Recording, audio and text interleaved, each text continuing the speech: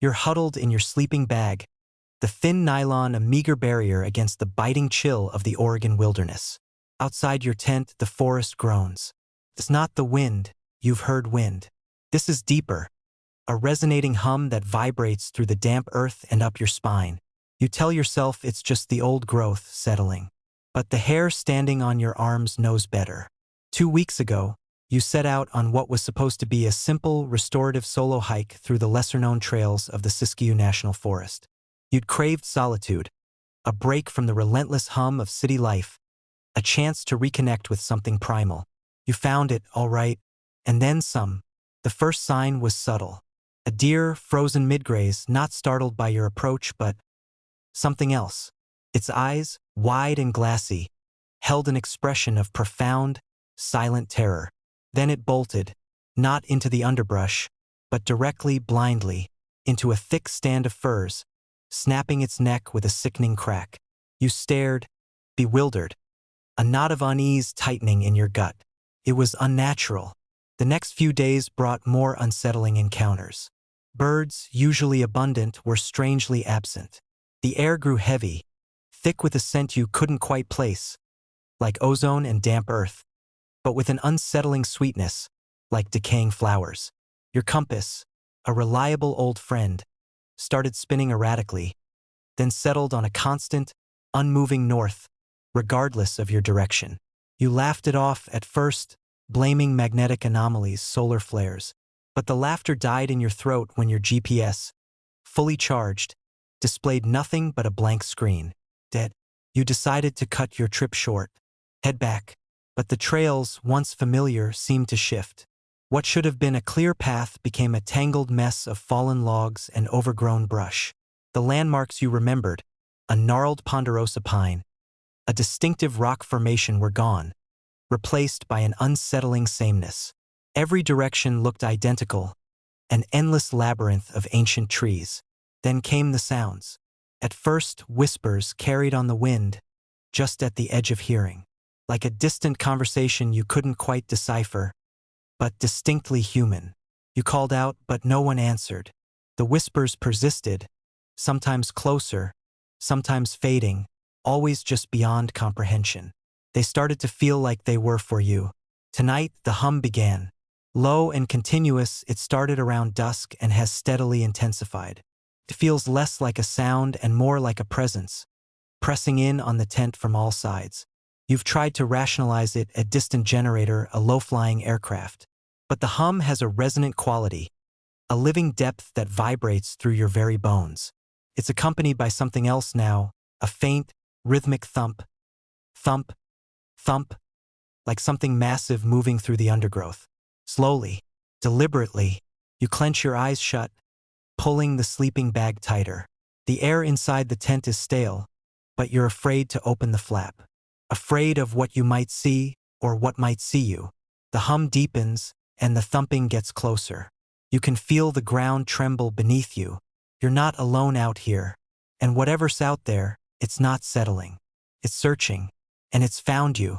The hum pulsed, a low-frequency drone that rattled your teeth and vibrated in your eardrums. The thumping, too, was more distinct now, a heavy, deliberate tread, the kind that indicated immense weight. It wasn't the clumsy footfall of a bear or the bounding gallop of a deer. This was something different, something purposeful. You pressed your hands over your ears, a futile attempt to muffle the sound. It didn't work. The vibration was internal, a frequency that seemed to resonate with your very nervous system. Panic, cold and sharp, began to claw its way up your throat. Every rational thought you'd clung to since the deer incident began to unravel. Then, a new sound cut through the drone. A faint, high-pitched whistle. It was eerily melodic, almost beautiful, but with an underlying current of profound sorrow. It sounded ancient, like a lament carried on the wind from a forgotten age. And it was coming from just outside your tent.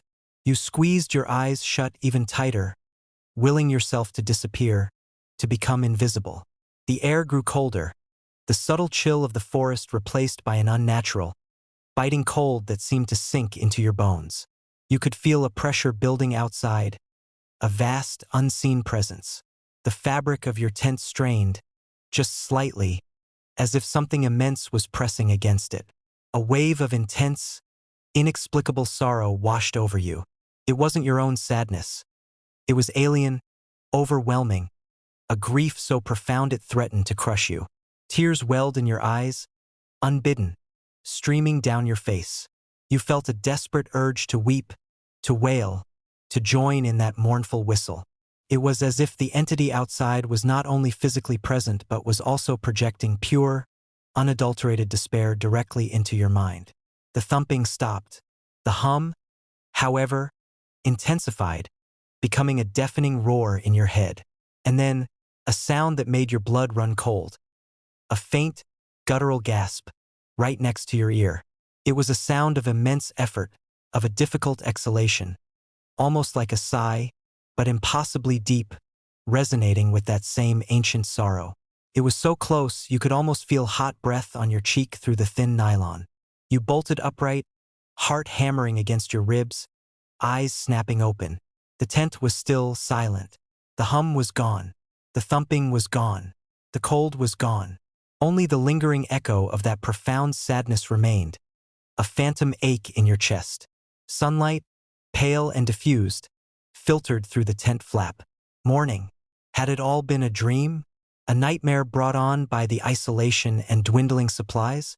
You scrambled to the zipper, fumbling with the pull tab, desperate for the reassuring normalcy of the morning forest. You pushed open the flap. The forest was silent. Too silent. Not a single bird chirp. Not the rustle of leaves. Not even the distant drone of an insect. The air was still, heavy, and that faint, sweet, decaying smell was stronger than ever. And then you saw it.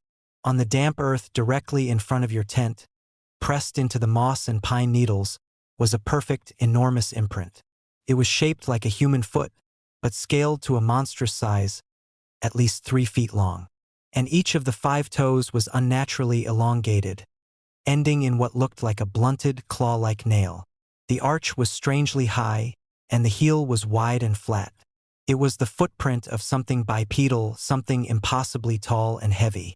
And within the deep indentation of the footprint, where the mud should have been churned and disturbed, was a single, perfect, and impossibly white feather. It was longer than your forearm, iridescent, shimmering with an ethereal light, and utterly pristine. It looked like it belonged to no known bird. You stared at it, the terror returning with renewed force. This wasn't a dream. This was real. And whatever had been outside your tent, whatever had pressed that monstrous foot into the earth, had left you a calling card. You knelt, your trembling fingers hovering over the feather. It radiated a faint, cool luminescence, casting a pale glow on the disturbed earth. Felt impossible, alien. No bird you knew possessed plumage like this. It was too large, too perfect, too luminous. As you reached for it, a sudden, piercing shriek tore through the silence of the forest. It wasn't the cry of an animal in distress, but something far more unsettling, a sound that seemed to scrape against the inside of your skull, reverberating with pure, unadulterated agony and rage. It wasn't close, but it wasn't distant either. It felt like it came from everywhere and nowhere, a disembodied scream that promised violence. You snatched your hand back, heart hammering. The feather seemed to pulse with a faint light in response to the sound. This wasn't just some rare creature. This was something supernatural, and it was angry. Scrambling back into your tent, you zipped the flap shut, the thin nylon offering no real sense of security. Your mind raced. What was this thing? A cryptid? A spirit? Something from forgotten folklore? The indigenous tales of the Pacific Northwest flickered through your memory. Stories of the stick Indians, of shapeshifters, of forest spirits that lured travelers astray. But none of them quite fit the scale of what you were experiencing. This felt older, darker, more elemental. You had to get out. The idea of staying here, alone, another night was unbearable. You rummaged through your pack, pulling out your meager supplies. A few granola bars, a half-empty water bottle, a small first aid kit, a hunting knife, and a worn map, now useless. Your phone, you realized with a jolt, was still dead. You tried the power button again, pressing it repeatedly, desperately. Nothing. The screen remained stubbornly black. It wasn't just the GPS. Something in this place was actively disabling electronics. Looking around the small space of your tent, your eyes fell upon your camera. You'd brought it to capture the beauty of the forest, the untouched wilderness. Now, a perverse thought struck you. If you somehow made it out of here, no one would believe you. Not without proof. With shaking hands, you pulled out the camera. You flipped it on. To your astonishment, the small digital screen flickered to life. The battery indicator was full. Why the phone and GPS but not the camera? Perhaps it was analog enough, less reliant on external signals. Or perhaps it wanted you to see. It wanted you to document. You crawled back to the tent flap, unzipping it just a crack. The forest remained unervingly quiet. No more screams, no more hum. Just the heavy, cloying silence and that unsettling scent. You extended your arm, the camera held tight, and angled it down. You took a picture of the enormous footprint, the strange, luminous feather nestled within it. Then another, and another. As you did, a chilling thought crystallized in your mind. Whatever this entity was, it hadn't just left the feather. It had placed it there. A deliberate act. A message. But what kind of message? A warning? An invitation? Or a taunt? Suddenly, a small, dark shadow flitted across the periphery of your vision, just beyond the edge of the clearing. It was too quick to identify, a flicker against the deep green of the trees, gone in an instant. Your breath hitched. You weren't just being watched. You were being followed. The silence pressed in, no longer peaceful but predatory. You knew, with a certainty that chilled you to your core, that your survival depended on understanding this creature, on figuring out what it wanted. And you had a sickening feeling that it already knew what you wanted, to escape. And it wasn't going to let you go easily. Do you try to follow the shadow? Or do you focus on finding a way out? You decide against pursuing the fleeting shadow. The last thing you need is to wander deeper into this hostile wilderness, blindly following something you don't understand. Survival is paramount. Escape is the only objective. You spend the rest of the morning packing your minimal gear, every rustle of leaves, every distant snap of a twig, sending jolts of adrenaline through you. The luminous feather, you decide, must come with you. It feels like a key, a clue, or perhaps even a strange talisman. You carefully wrap it in a spare piece of cloth and tuck it deep within your pack, a strange, heavy weight against your spine. Your immediate thought is to retrace your steps, but that's what got you into this mess. The forest seems to shift, to actively resist your attempts to navigate familiar paths. You remember the blank GPS, the useless compass. This wasn't just getting lost. It was being held. A new strategy forms. Instead of trying to find the trail, you'll find water. Rivers and streams often lead to civilization, or at least to larger, more established paths. You recall a distant, faint sound of rushing water from previous days, before the truly unsettling events began. It was west, you think, vaguely west. You consult your topographical map, despite its earlier unreliability. The lines are still there, indicating elevation changes, ridges, and valleys. If you can't trust direction, you can at least trust the lay of the land. You identify what appears to be a steep descent towards a ravine, where a river might flow. It's a risk, but staying put feels like an invitation for whatever is out there. The descent is brutal. The forest floor is thick with slippery moss and decaying leaves, hiding unseen roots and rocks. You slide more than you step, your legs burning with effort. The air grows heavier, damper, and the sweet, cloying scent intensifies, becoming almost suffocating. It reminds you of a funeral parlor, heavy with lilies and decay.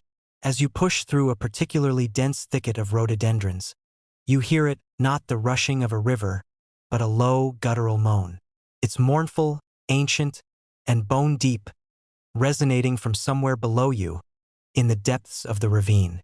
It's too profound for any animal, too full of despair. It echoes the sorrow you felt projected into your mind last night. You freeze, pressing yourself against a rain-slicked tree trunk.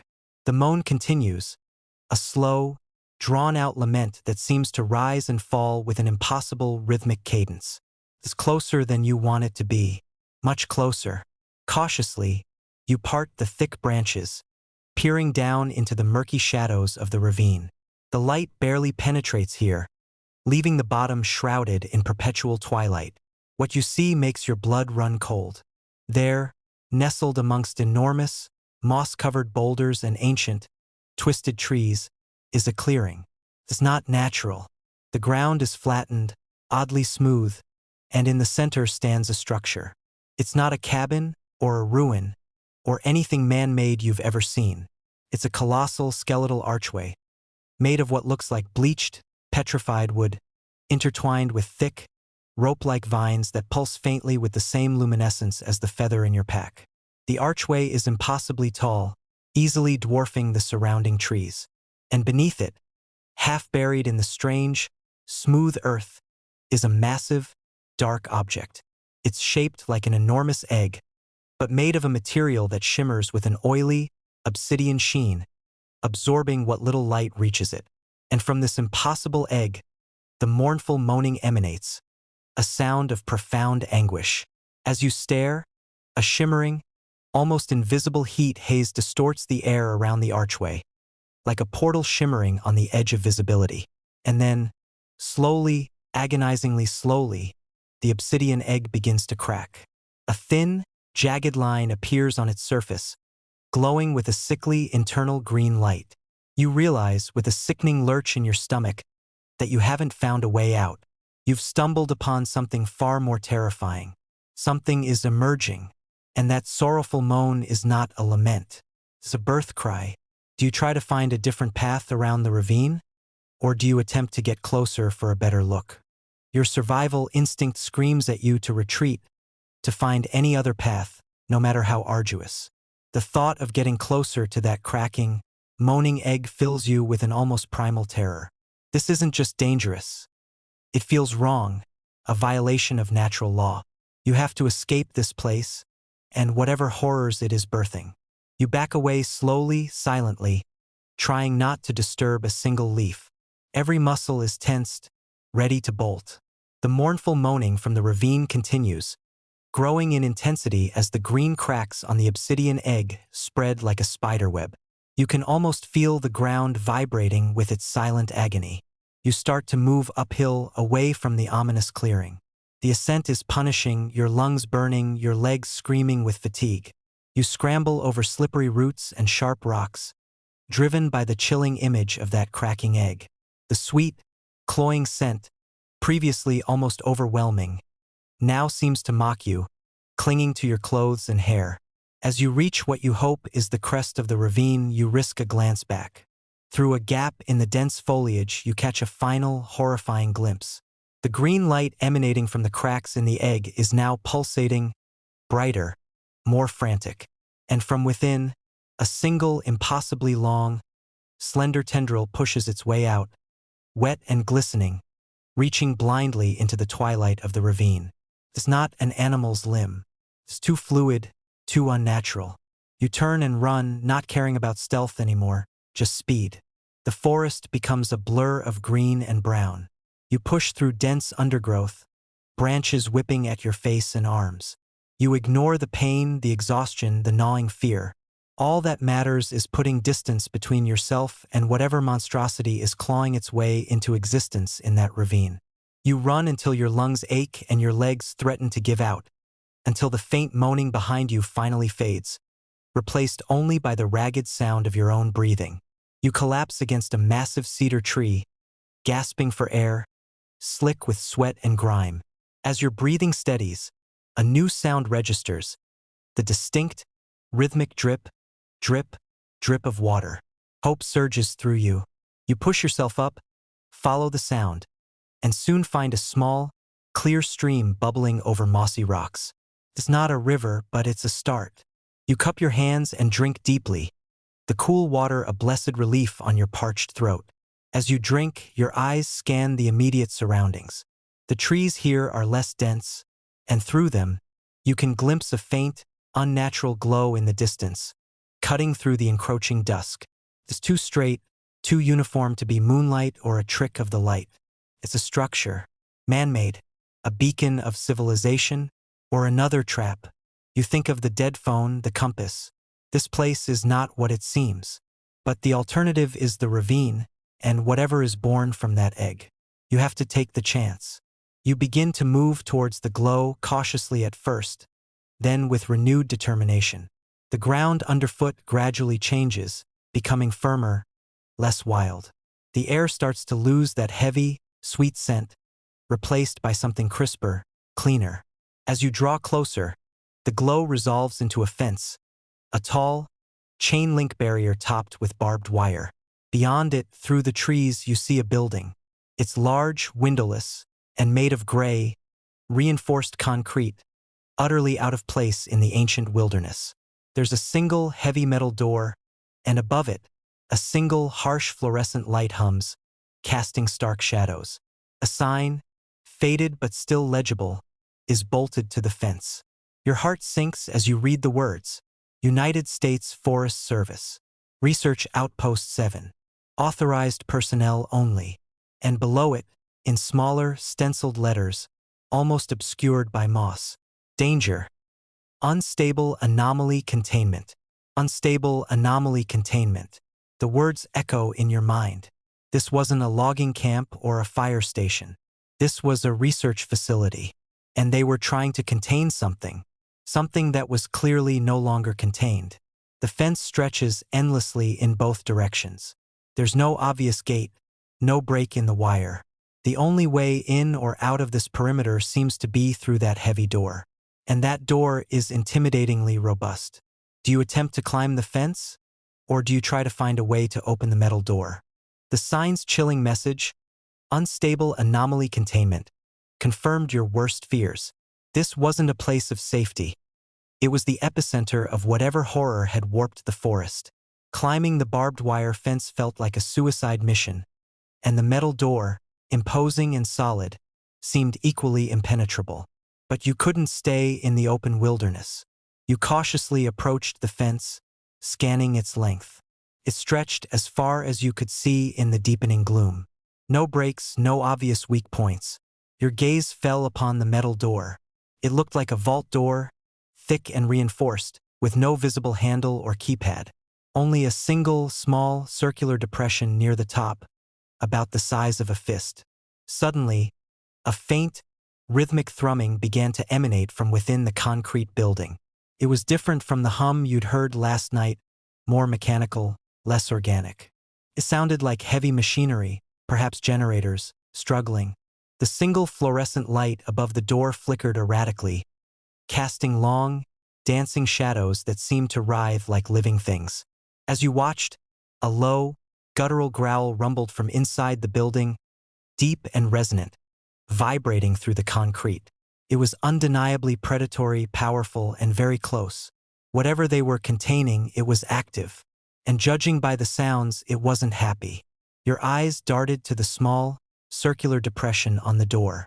It looked like a scanner or perhaps a biometric reader. But what could you use? Your mind raced, discarding ideas as quickly as they formed. A fingerprint? A retinal scan? You had none of that. Then, a desperate thought sparked. The feather. The impossibly white, luminous feather from the monstrous footprint. It was alien, otherworldly, perhaps connected to the anomaly. What if it was a key? With trembling hands, you retrieved the feather from your pack. It pulsed faintly, a soft, ethereal glow in the dim light. You held it up to the circular depression on the door, your heart pounding a frantic rhythm against your ribs. Nothing. You pressed it against the surface, trying to align it. Still nothing. The growling from within intensified, and the thrumming became more erratic, like something straining against its bonds. Frustration mingled with sheer terror. You had to try something else. You remembered the strange luminescence, the way it seemed to react to your presence. Perhaps it wasn't just about touching it to the door. You closed your eyes, focusing on the feather, on its strange energy. You imagined a connection, a resonance. You thought of the footprint, the hum, the mournful cry from the ravine. And then, as if by instinct, you gently pressed the tip of the feather into the circular depression. This time, a faint click echoed from within the door. A small, almost imperceptible panel slid open next to the depression, revealing a keypad. Not a traditional numerical keypad, but a series of 9 small, glowing symbols arranged in a 3 by 3 grid. They were unfamiliar, almost hieroglyphic in nature, shimmering with the same sickly green light you'd seen radiating from the cracking egg. The growling inside ceased abruptly. The thrumming, too, died down. An unnerving silence descended, broken only by your own ragged breathing. You felt as though the entire facility, perhaps even the entire forest, was holding its breath, waiting. You knew with a horrifying certainty that you had to input a sequence. But what, and what would happen if you got it wrong? The silence felt heavier, more oppressive, than any noise. It was the silence of something listening, waiting for your next move. You have a 3 by 3 grid of 9 glowing, alien symbols. Do you try to guess a sequence? Or do you look for clues in your immediate surroundings or memories? The 9 glowing, alien symbols pulsed with that same eerie green light. You knew a wrong input could spell disaster, but how could you possibly know the correct sequence? Your mind reeled, trying to connect them to anything you'd experienced. You thought of the hum, the thumping, the whistle, the guttural gasp, the shriek, the moan, and the tendril. These were the distinct, terrifying phenomena you'd encountered, the events that defined this nightmare. Was there a pattern, a meaning in the sequence of their occurrence? You stared at the symbols. They were abstract, almost fluid, unlike any writing system you'd ever seen. But as you focused, a faint, almost subliminal connection began to form. One symbol, a swirling vortex, seemed to evoke the oppressive hum. Another, jagged and broken, reminded you of the piercing shriek. A third, resembling a mournful eye, resonated with the profound moan. This was it, a language of experience, not letters. You carefully studied the 3 by 3 grid. The symbols weren't random. There was a faint, almost invisible flow to them, a subtle difference in their intensity, as if they were meant to be read in a specific order. Your eyes were drawn to the top left symbol first, a symbol that vaguely resembled a faint, rising mist. Taking a deep breath, you began to press the symbols, one by one, guided by your gut and the harrowing memories of the past few days. You chose the mist-like symbol first, associating it with the initial subtle oddities of the forest. Then the swirling vortex for the hum. Next, the jagged symbol for the shriek. With each press, the symbol glowed brighter for a moment, and a faint, almost imperceptible click echoed from within the door. You continued, choosing symbols that resonated with the sequence of events. The mournful eye for the moan, a broken, branching symbol for the tendril, a sharp, piercing line for the gasp. You completed the sequence with 3 more symbols, guided by a terrifying intuition about the entity's progression. When you pressed the 9th and final symbol, a different sound filled the air. Not a click, but a low, deep thrum that vibrated through the very concrete of the building. The fluorescent light above the door flared, then settled into a steady, intense glow. A soft hiss of hydraulics filled the air, and with a slow, grinding groan, the massive metal door began to slide inward, revealing a cavernous, dimly lit corridor. The air that wafted out was cold, sterile, and carried a faint, metallic tang. It was a stark contrast to the damp, earthy scent of the forest, yet somehow equally unsettling. You stood at the threshold, the dark maw of the facility inviting you in. You had found a way inside, but to what? A sanctuary from the horrors of the forest, or a deeper, more profound terror? The sounds of the growling had ceased, replaced by an ominous silence that felt heavy with unspoken secrets. Do you step inside the research outpost, or do you hesitate and try to observe the interior from the doorway first? The heavy metal door had swung open, revealing a dimly lit corridor and the stark, sterile air of the research outpost. The growling was gone, replaced by an unnerving silence. Your heart pounded. Was this salvation or a deeper trap? You hesitated, peering into the gloom. The corridor stretched forward, vanishing into darkness, lined with what looked like more reinforced concrete walls. No windows, no obvious signs of life. just the oppressive quiet and that faint, metallic tang in the air. The harsh fluorescent light above the door hummed, casting long, distorted shadows that seemed to writhe on the walls, playing tricks on your tired eyes. A new sensation pricked at your skin, a subtle, almost imperceptible static charge in the air, raising the fine hairs on your arms. It felt like the kind of energy that preceded a storm, or perhaps something far more sinister. Just as you were about to take that first, cautious step inside, a sound, faint but distinct, reached your ears from somewhere deep within the building. It was a rhythmic, almost mechanical click-whir, followed by a soft, squelching thump. It repeated, steadily, from the darkness. Click-whir, thump, click-whir, thump. It wasn't a growl or a moan, but it was unsettling in its cold, methodical precision. It sounded like something processing, something moving, and then, just at the edge of your vision, in the deepest shadow of the corridor, you saw it. A faint, almost imperceptible gleam of light. It was small, spherical, and pulsed with a pale, cold blue. It moved slowly, silently, gliding just above the floor, deeper into the facility, disappearing around a bend in the corridor. It was too low to be a flashlight carried by a person, too silent to be a drone. The implications of that small, blue light, combined with the methodical click-whir and thump, sent a fresh wave of dread through you. Whatever was in this place, it was not human, and it was active. The choice was clear. Remain outside, exposed to the unknown horrors of the forest and the entity you'd fled, or step into the cold, sterile maw of the research outpost, where an even more inscrutable danger awaited. The lure of possible answers, of a potential way out, was a powerful, desperate pull. With a final, fortifying breath, you stepped across the threshold. The heavy metal door slid shut behind you with a soft, final hiss, plunging the immediate entrance into near-total darkness, leaving only the faint, internal hum of the building and the distant, methodical click-whir, thump. You were trapped.